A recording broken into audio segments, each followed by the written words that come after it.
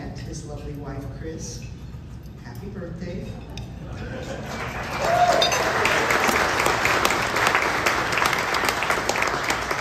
If we break out in song, she will kill me, so let's move on.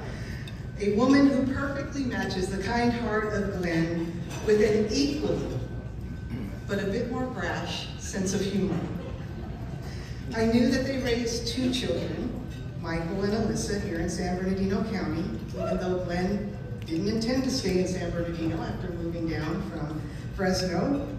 I knew that Glenn and Chris adopted Alyssa and that the adoption ceremony was conducted by his dear friend, the Honorable Keith Davis.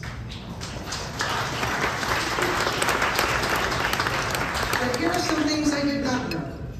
I didn't know that Glenn was an only child and was also adopted by his parents.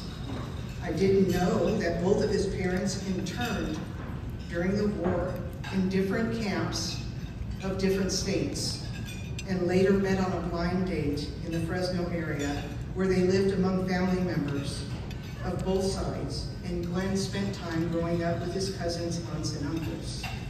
I learned that his dad was a dentist and that Glenn was expected to be a doctor, but just couldn't hang with those math and biology requirements. Something I think all of us in this room want to say. That's why we're in law. As Glenn described it, he had a pretty normal childhood, led a disciplined life, but not overly so. He remembers his dad gently slapping his hand as a child only once. He pretty much followed the rules and never heard raised voices in his house. If I were to say that he parented in much the same way, Glenn said that both Michael and Alyssa would fall off their chairs. So I won't say that. In fact, he did describe a secret sign language that he shared with Michael to demonstrate his displeasure with certain behaviors. Again, it's a family event, ladies and gentlemen. I'm gonna move on. So I finally asked Glenn, well, how did you become you? Who were your mentors in life? And he seemed perplexed. He said, I really don't know. I just kind of grew up normal, no needs, no tragedies. Just like Glenn, you gotta kind of pull it out.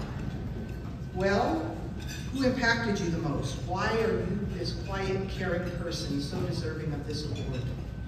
After some reflection, he said, I guess it's my dad. He was quiet, but steady. He always taught me to treat people with respect no matter what their station in life was. Not only did he say this, but he practiced this. If someone couldn't afford his services, he provided them anyway.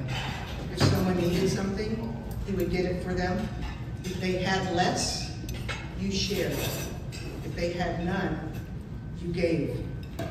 Always live life with kindness without regard for the differences in others. And there it is.